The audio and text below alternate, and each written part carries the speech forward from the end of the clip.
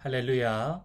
오늘도 선하신 주님의 은혜와 평강이 사랑하는 이글스피드 가족들의 삶과 함께 하기를 소망합니다. 오늘 우리가 함께 나눌 하나님의 말씀은 구약성경 예레미야 30장 12절에서 24절까지의 말씀입니다. 여호와께서 이와 같이 말씀하시니라. 내 상처는 고칠 수 없고 내 부상은 중하도다. 내 송사를 처리할 재판관이 없고 내 상처에는 약도 없고 처방도 없도다. 너를 사랑하던 자가 다 너를 잊고 찾지 아니하니 이는 내 악행이 많고 내 죄가 많기 때문에 나는 내 원수가 당할 고난을 내가 받게 하며 잔인한 징계를 내렸도다. 너는 어찌하여 내 상처 때문에 부르짖느냐? 내 고통이 심하도다. 내 악행이 많고 내 죄가 허다함으로 내가 이 일을 너에게 행하였느니라. 그러므로 너를 먹는 모든 자는 잡아먹힐 것이며 내 모든 대적은 사로잡혀 갈 것이고 너에게서 탈취해 간 자는 탈취를 당할 것이며 너에게서 노략질한 모든 자는 노략물이 되리라. 여호와의 말씀이니라. 그들이 쫓겨난 자라 하매 시온을 찾는 자가 없은즉 내가 너의 상처로부터 새 살이 돋아나게 하여 너를 고쳐 주리라. 여호와께서 말씀하시니라. 보라, 내가 야곱 장막의 포로들을 돌아오게 할 것이고 그 거처들의 사랑을 베풀 것이라. 성읍은 그 폐허가 된 언덕 위에 건축될 것이요 그 보루는 규정에 따라 사람이 살게 되리라. 그들에게서 감사하는 소리가 나오고 즐거워하는 자들의 소리가 나오리라. 내가 그들을 번성하게 하리니 그들의 수가 줄어들지 아니하겠고 내가 그들을 존귀하게 하리니 그들은 비천하여지지 아니하리라. 그의 자손은 예전과 같겠고 그 회중은 내 앞에 굳게 설 것이며 그를 압박하는 모든 사람은 내가 다 벌하리라. 그 영도자는 그들 중에서 나올 것이요 그 통치자도 그들 중에서 나오리라. 내가 그를 가까이 오게 하리니 그가 내게 가까이 오리라. 참으로 담대한 마음으로 내게 가까이 올 자가 누구냐? 여호와의 말씀이니라. 너희는 내 백성이 되겠고 나는 너희들의 하나님이 되리라. 보라, 여호와의 노여움이 일어나 폭풍과 회오리 바람처럼 악인의 머리 위에서 회오리 칠 것이라. 여호와의 진노는 그의 마음에 뜻한 바를 행하여 이루기까지 돌이키지 아니하나니 너희가 끝날에 그것을 깨달으리라. 아멘. 이스라엘을 이스라엘답게 하고 이스라엘의 회복의 길을 제시하기 위해 하나님은 이스라엘에게 삼키기 힘든 쓴소리를 주십니다. 이스라엘은 지금 고칠 수 없는 병에 걸린 이와 같고 중한 부상을 입은 이와 같은 처지라고 말씀하십니다. 또 하나님은 이스라엘에게 지금 너희 사정을 헤아려 주고 변호해 줄 이가 너희 주변에 아무도 남아있지 않다고 말씀하십니다. 이 말을 들은 이스라엘의 심정은 어땠을까요? 많이 아프고 서러웠을 것 같습니다. 한민복이라는 시인이 쓴 죄라는 제목의 시가 있습니다. 시인의 말을 잠시 들어보겠습니다. 오염시키지 말자 죄란 말. 칼날처럼 섬뜩 빛나야 한다.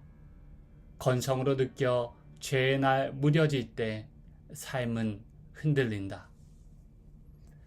이스라엘의 죄와 절망을 이야기하는 것이 마치 이스라엘에게는 그들의 상처에 소금을 뿌리는 것 같은 고통스러운 일이었을 것입니다. 하지만 시인의 말처럼 역설적으로 이스라엘의 곤궁과 비참의 상태에서 그들의 회복을 노래할 수 있는 가능성은 그들이 먼저 죄에 대한 깊고 분명한 의식에서 비롯되는 것임을 생각해 볼 필요가 있습니다. 이를 바로잡기 위해서는 먼저 무엇이 문제인지 파악해야 하기 때문입니다. 이스라엘의 상처를 들추는 것은 그냥 덮어두는 것이 아니라 드러내고 치료하고자 하는 하나님의 은혜입니다. 썩은 부위에 고름까지 파내서 새 살이 돋아나도록 하기 위한 하나님의 치료의 시작이라고 할 수 있습니다. 본문 17절 말씀을 다시 읽어 보겠습니다. 여호와의 말씀이니라. 그들이 쫓겨난 자라 하매 시온을 찾는 자가 없은즉 내가 너의 상처로부터 새 살이 돋아나게 하여 너를 고쳐주리라. 아멘. 선지자 예레미야의 주된 임무도 이와 동일합니다. 거짓 예언자들은 이스라엘의 죄악의 문제를 도외시하고 이스라엘의 병든 상태를 괴념하지 않고 그저 헛된 낙관론을 펴며 잘못된 처방전을 팔았던 사람들이었습니다. 하지만 예레미야는 이런 거짓 예언 행위가 이스라엘의 치유의 가능성을 막고 오히려 잘못된 이유로 더 고통받게 만드는 것이기에 그들을 강력하게 비판한 것입니다. 이스라엘을 향한 하나님의 궁극적인 뜻은 22절에 기록되어 있으며 한결같이 변함이 없습니다. 너희는 내 백성이 되겠고 나는 너희들의 하나님이 되리라. 그런데 문제는 이스라엘은 하나님의 선하신 뜻과 반대되는 쪽으로 멀리 걷기 시작하였던 것입니다. 그렇게 방황하던 이스라엘이 거리의 도적과 사냥꾼 같은 주변의 패권 국가들에게 결국 탈취를 당하고 유린당하게 됩니다. 이것은 하나님이 의도하신 것이 아닙니다. 다만 이스라엘이 지금 초래한 상황 속에서 하나님께서는 궁극적인 자신의 뜻을 이루고자 이스라엘이 잠시 바벨론을 섬기도록 하십니다. 이것은 하나님께서 이스라엘을 향한 상황적인 뜻이지 궁극적인 뜻은 아닙니다.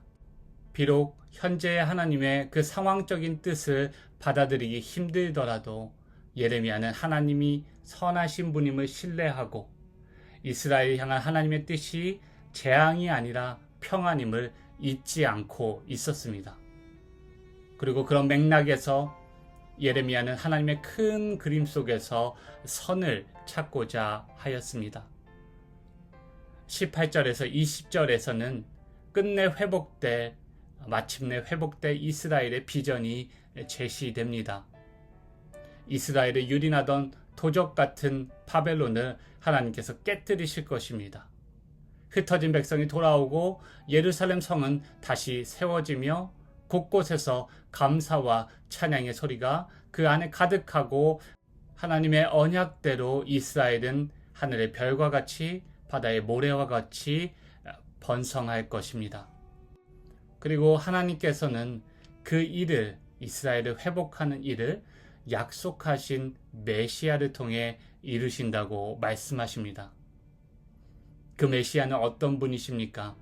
오늘 본문 21절을 보시면 그 메시아가 그들 중에서 나올 것이며 그 통치자도 그들 중에서 나오리라 말씀하십니다. 하나님이 보내실 메시아는 땅의 죄와 슬픔, 고통에 무관한 백색의 땅이 아닌 흑암 중의 빛으로 세상 한복판에서 나실 것이라 말씀하십니다. 땅의 상태를 직시한 메시아, 우리와 멍에를 메고 세상 한복판에서 우리의 상처와 아픔에 참여하는 메시아를 통해서 하나님이 이스라엘을 궁극적으로 회복하실 것입니다. 그 하나님의 뜻, 누구도 막지 못할 그 선하신 하나님의 뜻이 영원하신 성자 하나님께서 육신의 몸으로 우리 가운데 거하시며 우리의 자리에서 고통을 당하시고 심지어 우리를 위해서 죽기까지 하신 예수 그리스도를 통해 성취되었습니다. 성자 하나님은 상처 입은 치유자가 되셨습니다.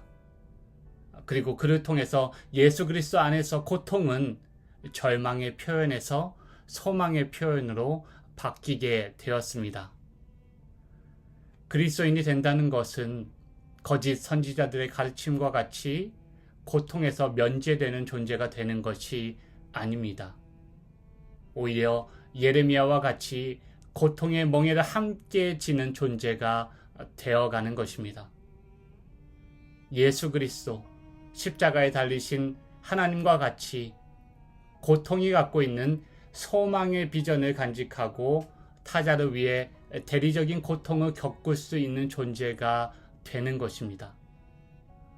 오늘도 하나님이 부르시고 세우신 삶의 자리 가운데 예레미야 선지자와 같이 삶과 고통의 문제를 직시하고 또 나와 이웃의 고통을 품고 우리의 고통을 품으신 하나님의 자리로 인도하며 그렇게 회복의 자리로 나아가는 저와 여러분이 되기를 바랍니다.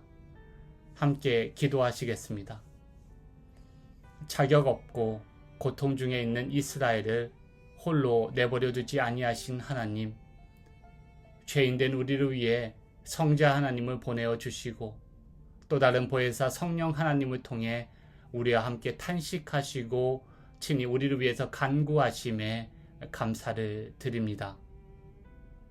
영원한 말씀이신 주님이 육신이 되어 우리 가운데 거하신 것처럼 우리도 주변의 고통, 이웃의 고통, 그리고 세상의 고통을 연민하며 함께 연대함으로 세상을 향한 하나님의 궁극적인 뜻을 알리게 하시옵소서.